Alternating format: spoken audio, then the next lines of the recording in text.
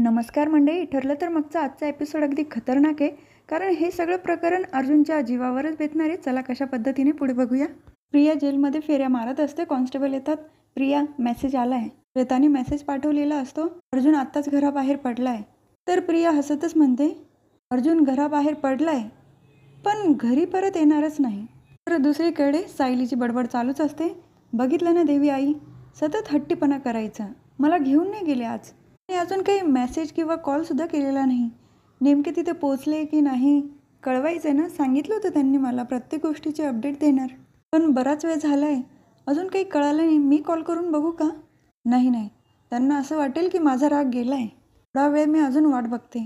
हात जोडून देवी आईला प्रार्थना करत असते. देवी आई, मानसी, इतर मुले आणि यांना सुखरूप घरी परत येऊ दे. त्यांची काळजी घे देवी आई. तर दुसरीकडे मानसीला खूप त्रास देत असतात. आम्ही जे सांगितले ना तेच बोलायचं, नाहीतर त्या मुली फुकटच्या मरतील. कळलं ना? हे सगळं कोणी केलंय? सायलीनेच केलंय. मला त्रास दिलाय असं कोर्टामध्ये आणि पोलिसांकडे बोलायचं. पण मानसी काही तोंड उघडायला तयार नसते, कारण सायलीच्या विरोधात कसे जाणार ना ते. ती बाई परत त्या माणसाला खुणवते की अजून ही मुलगी काहीच बोलायला तयार नाही. तर तो माणूस सचिनला फोन करून लगेच कळवतो, आम्ही खूप प्रयत्न करतोय पण ती मुलगी सायलीच्या विरोधात बोलायला तयारच नाही आहे. सचिन पण म्हणतो, हरकत नाही, पण तुम्ही तुमचे प्रयत्न चालूच ठेवा. आणि जसा मेसेज आला अर्जुन तिथे आलाय त्याच्यासमोर तुम्ही बाहेर पडा आणि तुमचे फोनसुद्धा ऑनच ठेवायचे. तर अर्जुन लोकेशनवर पोचलेला असतो. इन्स्पेक्टर सावंतांना तसं फोन करून कळवतो, मी इथे आलो आहे. गाडी थोडी अंतरावरच उभी केली आहे, 5 मिनिटात पोचेलच. इन्स्पेक्टर सावंतही म्हणतात, ठीक आहे अर्जुन सर, आम्ही पण पूर्ण टीम घेऊन पोचतोच. तर अर्जुनवर लक्ष ठेवण्यासाठी एक माणूस बाहेर उभा असतो. तसं फोन करून मध्ये कळवतो, अर्जुन सुभेदार आलाय, 5 मिनिटात पोहोचेलच. तो मध्ये जो माणूस असतो तो पण त्या बाईला सांगतो, अर्जुन आलाय, आपण इथून पटकन निघायला हवं. तर दुसरीकडे सायली फेऱ्या मारतच असते. यांनी अजून मेसेज का नाही केला मला? तिथे सगळं ठीक तर असेल ना? तेवढे तिथे प्रतिमा आत्या आणि कल्पना काकू आलेले असतात. काय चाललंय? बाळाबरोबर गप्पा मारते का? अगं नाही आई, असंच. त्यांचाच विचार करते ना अजून पण. आता अर्जुन गेलाय ना, मुलींना घेऊनच परत येईल. पण काकूही सांगतात, अगं सायली बाळा, तुझ्या काळजीपोटीच आम्ही तुला म्हटलो ना, तिथं गेल्यानंतर तुझी दगदग जास्त होईल. आई, मला तुमची काळजी कळते, पण मुलींच्या काळजीने जीव कासावीस होतोच ना. कशातही लक्ष लागत नाही माझं. आणि त्यांचा कॉलसुद्धा नाही आला. माते विचारतात, अगं मग त्यांनी मेसेज पाठवला असेल ना, लोकेशनवर पोचला का तो? नाही ना आई, मेसेज पण नाही पाठवला त्यांनी. कल्पना काकू सांगतात, पण हो, अर्जुनवर चिडचिड करू नको हां. आणि आमच्यावर तर अजिबातच नाही, कारण आज आम्हाला काही बोलावंच नाही लागलं. तिथे रिस्क होती म्हणून अर्जुन घेऊन नाही गेला ना तुला. पण काळजी करू नको, मला खात्री आहे अर्जुन मुलींना घेऊनच येईल. तर प्रिया फोनवर सांगत असते, अर्जुन जसा गॅरेजजवळ आला की तुम्ही लगेच बाहेर पडा. त्यांनी तुमचा पाठलाग केला पाहिजे आणि थोड्या अंतरावर गेल्यानंतर एका ठिकाणी थांबा. त्याचं लक्ष मानसीकडे गेलं पाहिजे. त्यानंतर मी पुढे सांगते काय करायचं ते. तर जिथे मानसी असते तो माणूस सांगतो, अर्जुन आलाय. ती बाई पण घाबरलेली असते. पटकन मानसीला बांधा, आता इथून हिला घेऊन जायचे. मानसीचे हात बांधत असतात. ती खूप प्रतिकार करते त्यांचा, पण तिला काही यश मिळत नाही. तर अर्जुन खिडकीजवळ आलेला असतो. उघडण्याचा प्रयत्न करतो पण खिडकी काही उघडत नाही. मानसीला बांधत असताना तिथून ती पळण्याचा प्रयत्न करते. तेव्हाच ती खाली पडलेली असते. अरे, ही मेली की काय? तर अर्जुनला जाणवतं की मध्ये कोणीतरी आहे. इन्स्पेक्टर सावंतांना फोन करून कळवतो, इन्स्पेक्टर तुम्ही कुठे आहात? मी आतमध्ये कोणीतरी आहे. इन्स्पेक्टरही म्हणतात, हो अर्जुन सर. इन्स्पेक्टर निकम आले की आम्ही सगळी कल्पना देतो आणि लगेच निघतो. अर्जुन म्हणतो, पण मी तोपर्यंत थांबू शकत नाही. मी आता मध्ये जाऊन बघणार आहे नक्की काय चाललंय ते.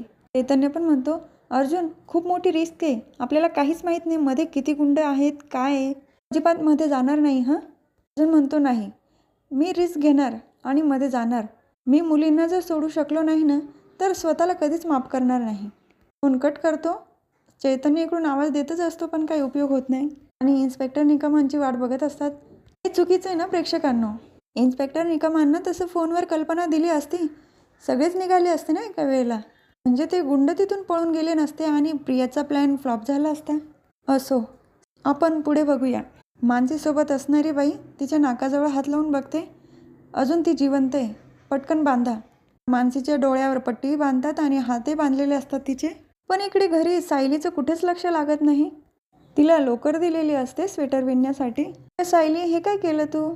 पूर्ण गुंता झाला त्याचा. हो आई, मला जमतच नाही हे.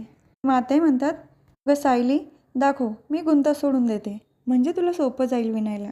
तर सायली मनात विचार करत असते, अजून पण यांचा मेसेज का नाही आला?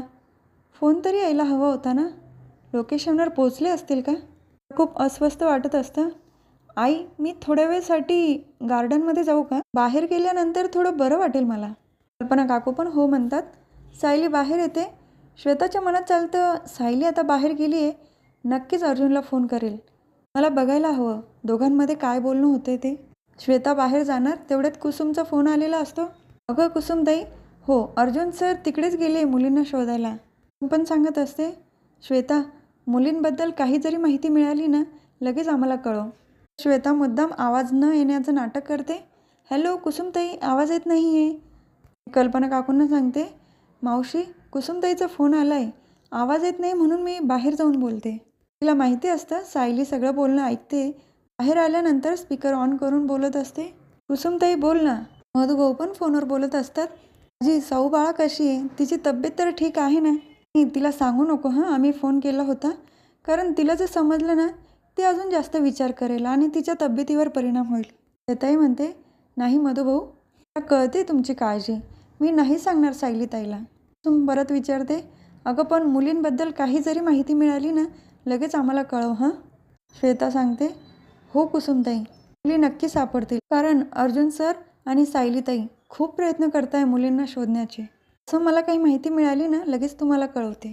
फोन ठेवल्यानंतर म्हणते, अगं सायलीताई, तू इथेच होती का? पण तू एवढी टेन्शनमध्ये का दिसते? अर्जुन सरांचा काही फोन वगैरे आला का? नाही ना, फोन पण नाही आला आणि मेसेज पण नाही.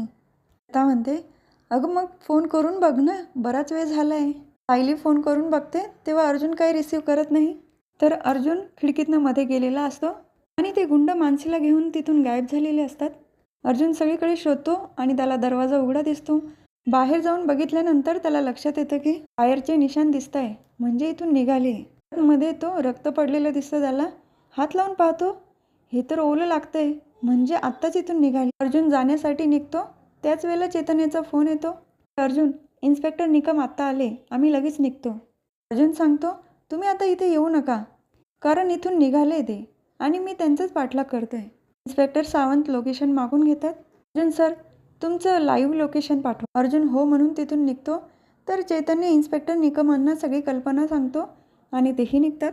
तर अर्जुनचा पाठलाग चालूच असतो आणि गाडीतल्या माणसाने प्रियाला फोन केलेला असतो. पण आता आम्ही तर निघालोय, अर्जुनचं लक्ष आमच्याकडे कसं जाणार? प्रिया म्हणते, आता हे पण मीच सांगायला पाहिजे का? गाडी थांबवा आणि तुम्ही भांडण करा, त्याचं लक्ष तुमच्याकडे जाईल. ते माणसंही सांगितल्यानुसार करतात. तेव्हाच अर्जुनला फोन आलेला असतो सायलीचा. हो, मी केव्हाची फोन करते, का नाही उचलला तुम्ही? आणि कुठे तुम्ही आता? मुली सापडल्या का? हो बायको, मी मुलींना शोधतोय आणि मला असं वाटतंय की लवकरच मुली सापडतील. थोड्यात अर्जुनचं लक्ष मानसीकडे जातं. को मला मानसी दिसली, मी फोन ठेवतो.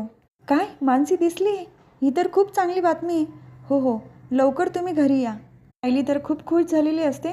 श्वेता म्हणते, काय झालं सायलीताई, मुली सापडल्या का? हो, त्यांनी मानसीला बघितलंय, देवी आई पावली, आता लवकरच ते घरी येतील. सायलीताई, ही तर खूप आनंदाची बातमी आहे. बघितलं ना, अर्जुन सर मुलींना नक्की घेऊन येतील. आता तू पण जास्त टेन्शन घेऊ नको, आराम कर बरं. सायली मध्ये निघून जाते. अर्जुन गाडीतनं खाली उतरणार तितक्यात ते माणसं पटकन गाडीमध्ये बसून निघून जातात. अर्जुन परत त्यांचा पाठलाग करतो. तर श्वेताने सचिनला आणि प्रियाला फोन करून कळवलेलं असतं. सायलीने आत्ता मला स्वतः सांगितलंय की अर्जुनने मानसीला बघितलंय. सचिन राकेश पण खुश होतो आणि प्रिया पण. अर्जुन अलगद आपल्या प्लॅनमध्ये फसलाय.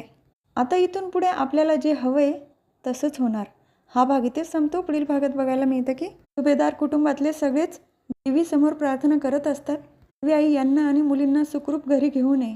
तर दुसरीकडे अर्जुनची अवस्था खूपच खराब झालेली असते. ते गुंड सगळेच मिळून मारत असतात त्याला आणि नंतर सुराजसुद्धा खोपसलेला असतो त्याच्या पाठीमागे. आता नक्की काय होणार प्रेक्षकांनो? अर्जुन सुखरूप तर राहील ना? हे सगळं त्याच्या जीवावर तर बेतणार नाही ना? पण आपल्याला माहिती ना प्रेक्षकांनो, सायली तसं होऊ देणार नाही. कुठल्याही परिस्थितीमध्ये अर्जुनला ठीक करणारच. आजच्या भागात एवढंच. उद्या पुन्हा भेटूया पुढच्या व्हिडिओमध्ये. उद्याचा भागसुद्धा इंटरेस्टिंग असणार आहे प्रेक्षकांनो आणि खतरनाकसुद्धा. व्हिडिओ आवडला असेल नक्कीच सबस्क्राईब करा. प्रेक्षकांनो प्लीज बेल ऐकून दाबायला विसरू नका. धन्यवाद.